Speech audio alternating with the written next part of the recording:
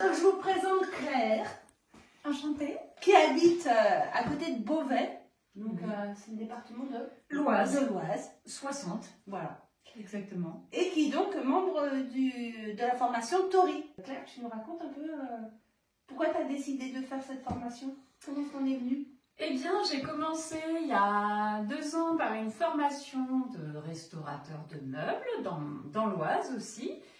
Et puis au moment de cette formation-là, on a eu l'initiation à plusieurs choses, entre autres la sculpture sur bois, la patine, le tour à bois et, merveille, aussi initiation au travail du tapissier.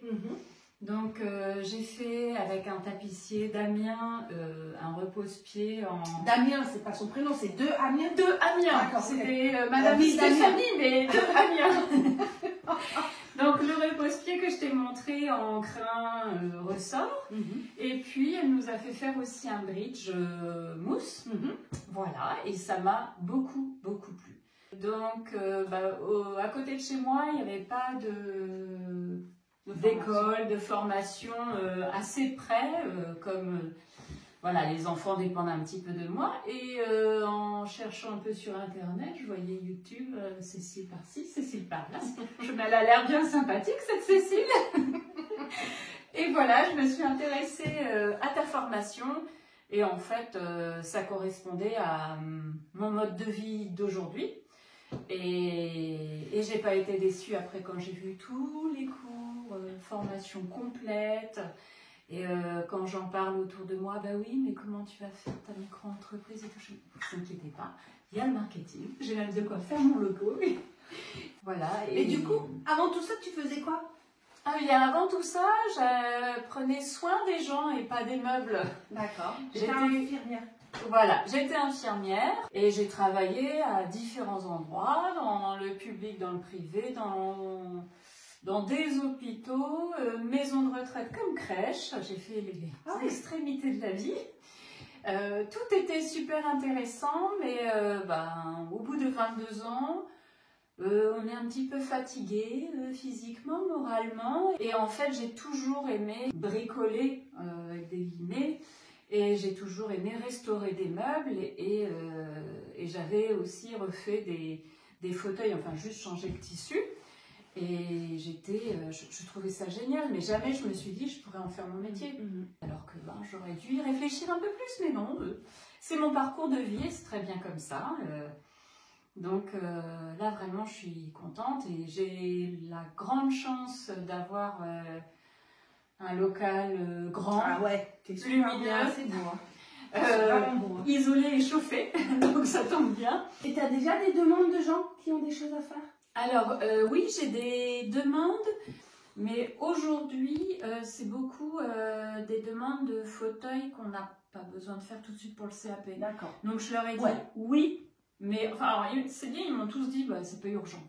Et je leur ai dit oui, mais dans quelques temps. Parce que c'est vrai que dans la formation, les personnes qui préparent le CAP, pendant la période de préparation du CAP, on vous demande de vous concentrer sur ce qui sera demandé là-bas. Oui. Donc on évite de faire des fauteuils comme des fauteuils crapauds, des choses beaucoup plus techniques, beaucoup plus complexes. Voilà. Par contre, un cabriolet, ça correspond tout à fait à ce qui pourrait... Alors, ce ne serait pas demandé un cabriolet, parce qu'en général, c'est plutôt des chaises. C'est assez rare quand ce sont des fauteuils. Et en tout cas, ce sont souvent des petits meubles pas très gros pour pouvoir les faire dans les 20 heures. Bon, donc tu es contente? Tu es dans la formation depuis combien de temps? Septembre. D'accord. Donc, oui, c'est ça. Du coup, l'examen, c'est en juin. Et donc, entre l'examen et la fin du mois d'août, tu vas faire d'autres projets plus complexes. Et tu vas commencer à préparer ton entreprise. Tu voudrais commencer quand? Je pense faire les démarches cet été. D'accord. Pour commencer en septembre, octobre. Je m'étais dit, pourquoi pas ouvrir tout de suite. Mais en fait, j'ai pas la tête à ça. Je ne pense qu'au CAP, ça je dors bien. Mais voilà, je veux vraiment me préparer techniquement pour le CAP. Et pourquoi c'est important pour toi de passer cet examen? Tout bêtement, pour me sentir, comme je fais une reconversion professionnelle, c'est pour m'autoriser, me valider le fait que je change de métier. Ah d'accord. Je pense que je suis assez carrée et je pense que si je finis cette formation par un diplôme, ben voilà, c'est concret, j'ai un diplôme, je passe à autre chose. Exact. Voilà, et voilà, c'est pour avoir une Oui, certaine légitimité. Dans ton esprit, c'est aussi une espèce de Voilà, de c'est un marque-page, passage. voilà, d'un passage Voilà. d'une situation à une autre. Okay. Je suis assez cartésienne et je crois que je n'étais pas suffisamment autodidacte ou non, je pense qu'il me faut ce diplôme pour me dire oh, maintenant, ça y est, t'es tapissier. Et voilà. Du coup, la formule à distance, parce qu'il y a une grosse partie qui se fait à distance. Oui. Ça te convient? Tu trouves qu'il y a les supports pédagogiques, ça va? Oui, je trouve que c'est très complet. Quand il y a des soucis, c'est vrai que les filles répondent vraiment très rapidement à nos questions. En dehors du fait où je capte pas toujours bien, que ça s'envoie pas le message, etc. Mais bon, ça c'est un petit peu les défauts de la campagne. Mais non, je trouve que c'est très, très adapté. Moi après, c'est vrai que des fois j'aimerais bien qu'il y ait quelqu'un qui vienne toucher, parce que je me dis ouais, moi c'est bien. Eh ben, moi ce que je vois, c'est que la garniture, elle est bien ferme, les tensions sont belles. Que c'est vraiment bien quand même. On a envie que physiquement il y ait quelqu'un qui vienne tâter, autre que nous. Mais non, je trouve que je le conseillerais et je pense que c'est tellement adapté à mon mode de vie. Et puis j'ai l'impression de progresser. Donc, ouais, tu progresses, c'est bien. Écoute, je me dis, si j'avais des difficultés, si j'étais souvent embêtée, si j'étais souvent coincée dans mon fonctionnement, là je remettrais peut-être en cause et moi et la formation. Ouais.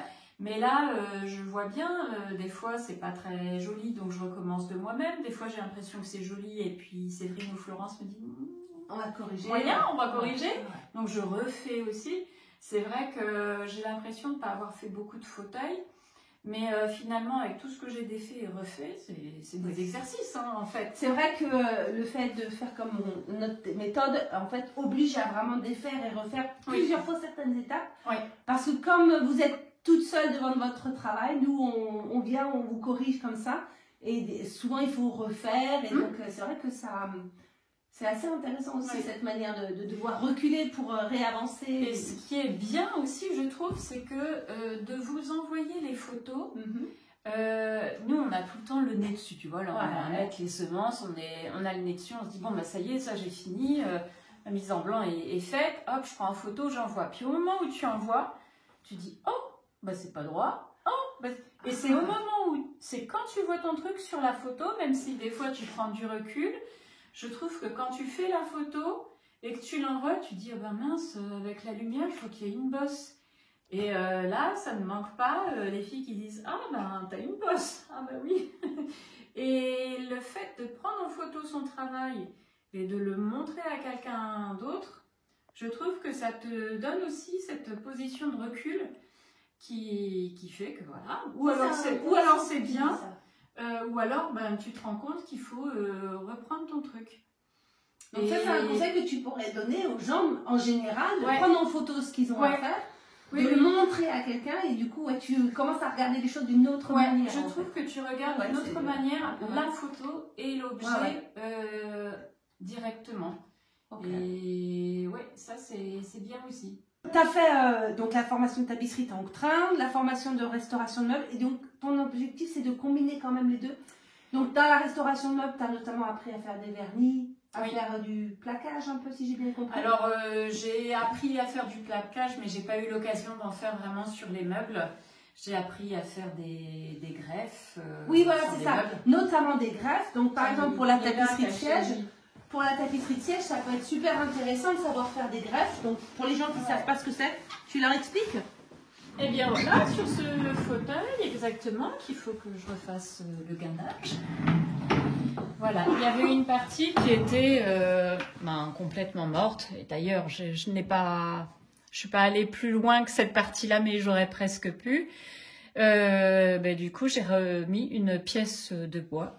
Ça veut dire qu'en fait, tu enlèves la partie qui est très abîmée, tu la coupes, tu la supprimes et tu la remplaces par une autre pièce. Je l'ai remplacée par un rectangle et après que j'ai découpé à la forme comme du siège. Voilà, comme ça devait être à l'origine. Voilà. Donc ça, c'est vrai que c'est vachement intéressant parce que quand on est tapissier, on se retrouve parfois avec des carcasses qui sont abîmées et on ne sait pas le faire. Donc soit on apprend à le faire, soit on fait appel à un ébéniste. Oui. Mais c'est vrai que d'avoir la capacité de le faire tout seul, c'est super. Après, tout le monde, personnellement, j'aime pas du tout faire ça. Oui. Ça m'intéresse pas du tout de faire le bois. Donc voilà, moi j'ai la chance d'avoir l'ébéniste à la maison, donc c'est comme ça. Mais quand t'aimes pas, je pense qu'il faut pas non plus se forcer à apprendre à le faire. Il faut vraiment le faire si on a envie de le faire. Parce que, et puis il faut aussi être équipé. Voilà, il faut aussi du matériel. C'est ça. Voilà, mais bon après je vais te dire, c'est pas ce que je préfère dans ce travail-là. Quand je démonte un fauteuil, je suis contente de pouvoir tout de suite m'y mettre. Parce que j'ai envie de m'y mettre tout de suite. À faire la garniture, tu veux dire? Oui, à faire la garniture. S'il faut passer par les garnitures et tout, Mais après, j'étais contente de l'avoir fait. Quoi.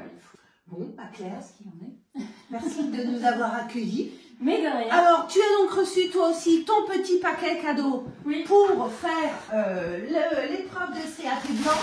Hein? Donc, tu touches pas. Enfin, après, tu fais ce que tu veux. Hein. Oui. Et on se retrouve en mars. Pour, si tu as envie de faire comme les enfants, aller regarder ce qu'il y a dans les paquets de cadeaux. J'aime pas. Avant le je vais voir la surprise le jour de Noël. Voilà, donc on verra ça en mars pendant le CAP blanc. Et puis en tout cas, bravo, c'est magnifique ici. Et puis c'est bien parti, t'es très bien installé et je vois que ça va super bien. Voilà. D'accord. Bon courage. Hein. Merci, c'est gentil. Et puis les bonnes choses pour le CAP. Bien sûr. On fait tout ce qu'il faut pour. Oui. De ton côté et du mien aussi. On a fait un super coussin pour mettre les mousons. Mais c'est excellent. Il est vachement bien s'il est grand, du coup on le voit. Il reste en place.